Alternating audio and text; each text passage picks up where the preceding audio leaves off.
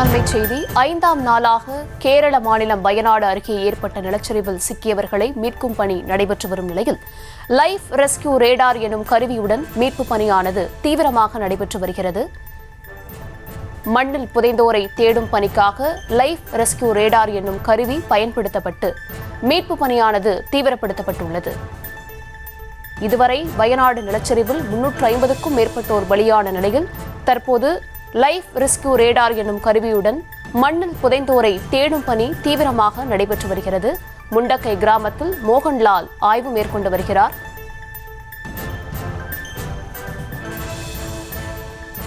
முண்டக்கை கிராமத்தில் ராணுவ உடையில் நடிகர் மோகன்லால் அந்த பகுதியில் ஆய்வில் ஈடுபட்டிருக்கிறார். அந்த செய்தியையும் பார்த்து வருகிறோம். நிலச்சரிவில் சிக்கியுள்ளோரை மீட்கும் பணியில் ராணுவத்தினர் தீவிரம் காட்டி வரும் நிலையில் அந்த பகுதியில் நடிகர் மோகன்லாலும் ஆய்வு மேற்கொண்டு வருகிறார். மண்ணில் புதைந்தோரை மீட்பதற்காக லைஃப் ரெஸ்கியூ ரேடார் எனும் கருவியும் பயன்படுத்தப்பட்டு வருகிறது.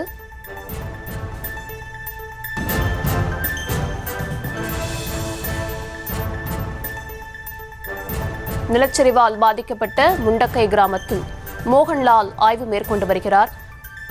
தற்போது வரை 350க்கும் மேற்பட்டோர் உயிரிழந்திருக்கிறார்கள். இந்த நிலையில் மண்ணில் புதைந்தோரை மீட்பதற்காக லைஃப் ரெஸ்கியூ ரேடார் எனும் கருவி பயன்படுத்தப்பட்டு வருகிறது.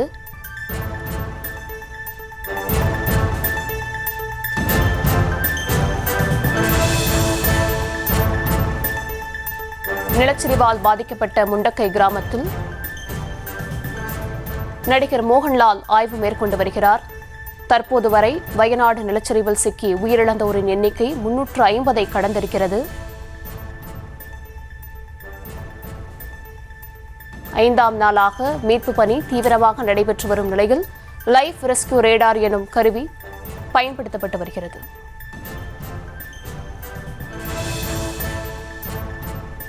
விவரங்களுடன் இணைகிறார் செய்தியாளர் வெங்கட்ரமணன். வணக்கம் வெங்கட்ரமணன், நீங்க இப்ப எந்த பகுதியில் இருக்கீங்க? அங்க மீட்பு பணிகள்லாம் எப்படி நடைபெற்று வருகிறது? விவரம்.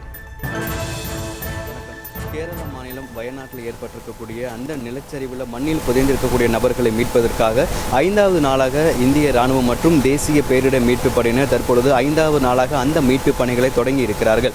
குறிப்பாக சூரல்மலை, முண்டக்கை, பூஞ்சேரி மட்டம் ஆகிய பகுதிகளில் இருக்கக்கூடிய அந்த கரையோரம் பகுதிகளில் தற்பொழுது மீட்பு பணிகளை துரிதப்படுத்தியிருக்கிறார்கள். குறிப்பாக இத்தனை நாட்களாக ராணுவத்திற்கு மிகப்பெரிய சவாலாக இருந்தது என்ன அப்படின்னு பார்த்தோம்னா, மண்ணுக்குள்ள புதைந்து இருக்கக்கூடிய நபர்களை எவ்வாறு கண்டுபிடிப்பது என்கின்ற ஒரு சவால் தான் இந்திய ராணுவத்திற்கு இருந்து வந்தது.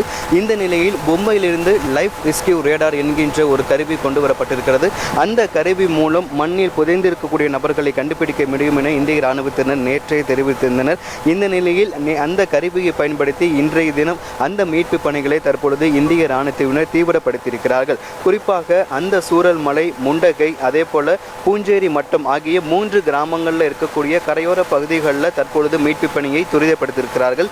நேற்றைய தினமும் இந்த கரையோர பகுதிகளில் தான் மீட்பு படை என்பது மீட்பு பணிகளில் ஈடுபட்டாங்க. இந்த கரையோர பகுதிகளில் நேற்று அதிக உடல்கள் என்பது கண்டறியப்பட்டது. அந்த நிலையில் இன்றைய தினமும் இந்த கரையோர 3 கிராமங்களில் இருக்கக்கூடிய அந்த கரையோர பகுதிகளில் தற்பொழுது இந்திய இராணுவத்தினர் மற்றும் தேசிய பேரிடர் மீட்பு பணியினர் இந்த மீட்பு பணியை 5வது நாளாக தொடங்கி இருக்கிறார்கள். அதாவது இதுக்கு முன்பாக ஒரு இடத்தில் ஒரு மண்ணில் புதைந்த ஒரு உடல் கண்டுபிடிக்கப்படுகிறது என்றால் அந்த இடத்தை சுற்றி பள்ளம் தோண்டப்படும். அதில் மேலும் ஏதாவது உடல் இருக்கிறதா என பார்க்கப்படும். அல்லது மோப்பநாய் உதவியுடன் அந்த இடத்தை சுற்றி வேறு ஏதாவது உடல்கள் இருக்கிறதா என கண்டறியப்பட்டு வந்தது.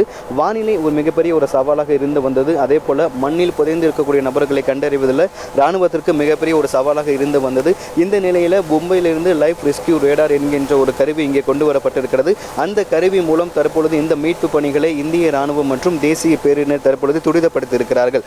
அதே போல இந்த சூரல்மலை மற்றும் முண்டகை ஆகிய 2 கிராமங்களிலும் மதியம் 12 மணி வரை ட்ரோன்கள் பறக்க தடை செய்யப்பட்டிருக்கிறது. குறிப்பாக இன்றைய தினத்தை பொறுத்த வரைக்கும் காலை முதலே வானிலை சற்று சீராக இருப்பதன் காரணமாக இந்திய ராணுவ ஹெலிகாப்டர்கள் 2மே இன்று இந்த மீட்பு பணிகளை ஈடுபட இருப்பதாக இந்திய ராணுவத்தினர் தெரிவித்திருக்கிறார்கள். இந்த ஹெலிகாப்டர்கள் இந்த மீட்பு பணியில் ஈடுபட இருப்பதன் காரணமாக மதியம் 12 மணி வரை ட்ரோன்கள் பறக்க தடை என்பது இந்த 2 கிராமத்திற்கும் விதிக்கப்பட்டிருக்கிறது.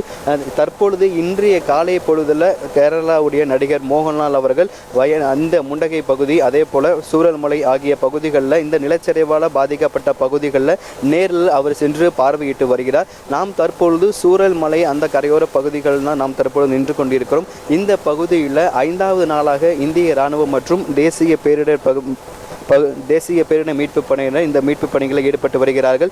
ஏற்கனவே இந்த நிலச்சரிவால் உயிரிழப்பு 350க்கும் மேல் சென்றிருக்கக்கூடிய நிலையில் தற்பொழுது இன்றைய தினமும் 5வது நாளாக இந்த மீட்பு பணி என்பது துரிதப்படுத்தியிருக்கிறது. இன்றைய தினமும் மேலும் உடல்கள் அதிகமாக கிடைக்கக்கூடும் என்கின்ற ஒரு அச்சமும் இருந்திருக்கிறது.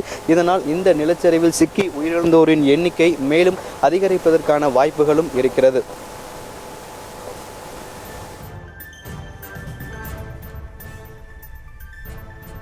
கள விவரங்களுக்கு நன்றி வெங்கட்ரமணன்.